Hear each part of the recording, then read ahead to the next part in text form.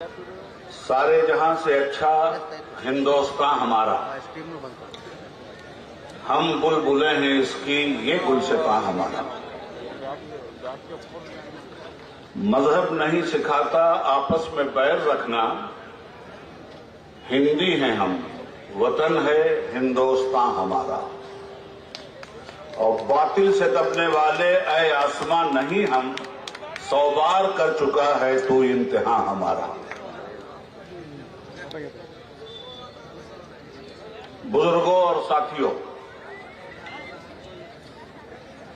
ये पहली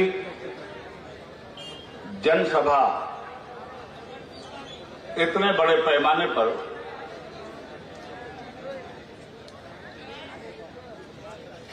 अजीज गिरामी सीएम फैज साहब के इलेक्शन के सिलसिले में आज यहां मुनक़िद हुई है।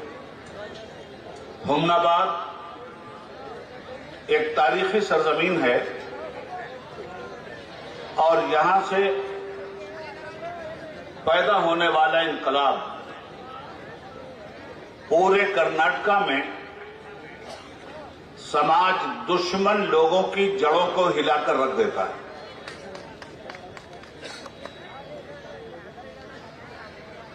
इलेक्शन जब होगा तब होगा। ये 5 नुकाती प्रोग्राम, जिसको पंच रत्ना यात्रा के नाम से आप जानते हैं, मैनिफेस्टो आने से पहले ही स्वामी साहब ने इतना क्लियर कर दिया है कि जनता दल की सरकार अगर बनी तो गरीबों के लबों से रूठा हुआ तबस्सुम फिर वापस आएगा और सीएम इब्राहिम साहब की लीडरशिप, क़यादत और सदारत में कर्नाटका के चप्पे चप्पे पर रहने बसने वाले हमारे हिंदू और मुस्लिम भाई जनता दल की सरकार से पूरा पूरा फायदा उठाएंगे। इलेक्शन की तारीख अभी डिक्लेयर नहीं हुई, मगर इलेक्शन आने वाला है और आप सिलेक्शन करने वाले हैं। मगर मैं तो ये देख रहा हूं कि अभी नबी फार्मा आया और न कैंडिडेट ने कोई सिग्नेचर किया। हमारे फैज मियां के लिए इस सीट के इंतखाब के लिए इलेक्शन जब होगा तब होगा। आप लोगों ने तो आज ही उन्हें एमएलए बना दिया है और कुमारस्वामी साहब की क़यादत में किसी बहुत पुराने शायर ने कहा था, जो इनकी शख्सियत पे सादिक आता है, एक चिरागे इश्क से जलते गए कितने चिराग, और खाक का हर जर्रा माहो कहकशा बनता गया। तू अकेला ही चला था जानिबे मंजिल, मगर लोग साथ आते गए और कारवां बनता गया। मेरे भाइयों, 1947 से पहले का हिंदुस्तान और आज 2023 का हिंदुस्तान। 47 में जो लोग जवान थे या बूढ़े, उन्होंने तन के गोरे मन के काले अंग्रेजों का जुल्म देखा था। भारत की धरती गुलामी की जंजीरों में कसी हुई थी। अंग्रेजों ने देश की आजादी आपको सोने की थाल में रखकर नहीं दिया था। हजारों लाखों हिंदुओं और मुसलमानों के सर फुटबॉल की तरह उछले थे हिंदुस्तान की आजादी के लिए, तब हिंदुस्तान आजाद हुआ था। आज ये जो आप नारे लगा रहे हैं, आज ये जो इलेक्शन और सिलेक्शन की बात हर 5 साल के बाद हो रही है, क्या 1947 से पहले आपको यह हक था इस तरह से जलसा करने का? क्या हक था आपको इलेक्शन और सिलेक्शन का? बीमार कौमें फैसला नहीं करती, गुलाम कौमें फैसला नहीं करती, फैसला आजाद कौमें करती हैं। जब तक आप गुलाम थे, फैसला आपके हक में नहीं था, और आज आप आजाद हैं। फैसला आपके हाथ में है, किसी लीडर के हाथ में नहीं है। बैठे नेता स्टेज पर, कोई फर्क नहीं पड़ता। हिंदुस्तान के महान संविधान को सलूट कीजिए कि इस संविधान ने हिंदुस्तान की जनता को पावर दिया है। आज हर लीडर हाथ जोड़कर आपसे वोट की भीख मांग रहा है। क्यों?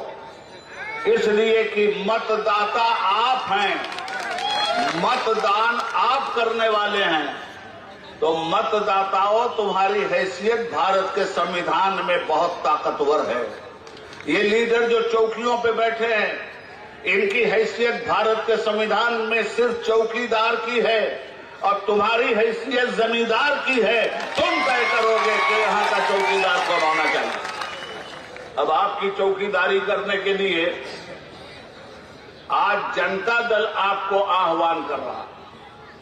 कुछ दिनों के बाद बीजेपी भी आएगी और कुछ दिनों के बाद कांग्रेस भी आएगी। हर पार्टी आपके पास आकर आपका मत मांगने की रिक्वेस्ट करेगी, मगर केस जब लड़ा जाता है ना, तो कोर्ट में हर पक्ष का वकील लड़ता है और अपना अपना पक्ष रखता है और अदालत सबकी सुनती है और अदालत अपना फैसला महफूज कर देती है। फिर अदालत कहती है कि फला तारीख को हम फैसला सुनाएंगे और सब लोग परेशान रहते हैं, खुदा जाने फैसला हमारे हक में आएगा या नहीं आएगा। इलेक्शन में यही ना, अदालत में यही ना होता है। सबसे बड़ी अदालत सुप्रीम कोर्ट नहीं है। जिम्मेदारी से कहता हूं, हिंदुस्तान में सबसे बड़ी अदालत पार्लियामेंट भी नहीं है, असेंबली भी नहीं है। सबसे बड़ी अदालत भारत की आजाद जनता है और इस जनता के सामने हर पार्टी अपनी वकालत कर रही है। आप इलेक्शन की तारीख आने तक सबको सुनेंगे, सबको परखेंगे, सबको जांचेंगे, सबके वादों को देखेंगे और उसके बाद खामोशी से आप फैसला इलेक्शन के दिन सुना देंगे। रिजल्ट किसके हक में आएगा वो फैसला आपका होगा। तो वोट की कीमत को समझिए। आज मैं बिल्कुल नई बात कहने जा रहा हूं। वोट की हैसियत को समझिएगा। हमारे देश में वोट की हैसियत को समझा नहीं गया। शराब की एक बोतल पे वोट बेचा जाता है, लाख 2 लाख रुपए की रिश्वत पे वोट बेचा जाता है। हमारे घर में 10 लोग हैं तो गरीब आदमी हमारा कहता है 10 दूना 20,000 रुपया दे दो, हमारा 10 वोट तुम्हारे पास होगा। अरे भारत की जनता, सुनो उबैदुल्ला आजमी से, तुम्हारा वोट 2-4 हजार का नहीं है। अरे तुम्हारा वोट इस देश की किस्मत बनाने वाला भी है और इस देश की किस्मत बिगाड़ने वाला भी है। तुम्हें तय करना है। भैया 2 मिनट रुक जाए यार। तुम्हें यह तय करना है कि तुम अपने भारत की तकदीर बनाना चाहते हो या बिगाड़ना चाहते हो। आपको यह तय करना है कि आप इस भारत में आग लगाना चाहते हो या इंसानियत को जिंदगी देना चाहते हो। ये कौन तय करता है मालूम है आपको? ये आपका वोट तय करता है।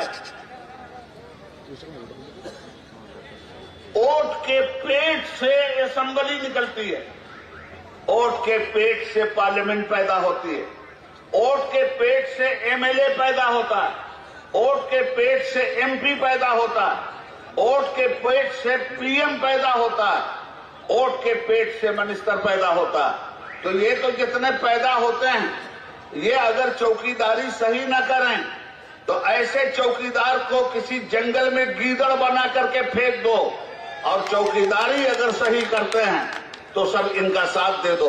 ये जनता का दल है, ये बीजेपी का दल नहीं है, जनता दल है।